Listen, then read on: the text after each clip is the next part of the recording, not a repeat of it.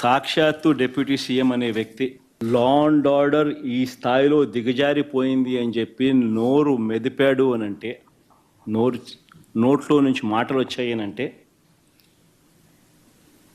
ఆశ్చర్యం కలిగించే ఘటన. మాట్లాడతాడు కానీ ఒక దళిత హోమ్ మినిస్టర్ మీదకి మాత్రమే ఆపేస్తాడు. అసలు లా అండ్ ఆర్డర్ అనేది ఎవరి సబ్జెక్టు? డైరెక్ట్గా ముఖ్యమంత్రి సబ్జెక్ట్ కాదా లా అండ్ ఆర్డర్?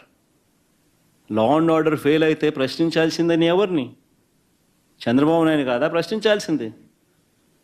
చంద్రబాబును ప్రశ్నించే ధైర్యం లేదు. పాపం ఏమైతే దళితురాలు అమ్మాయి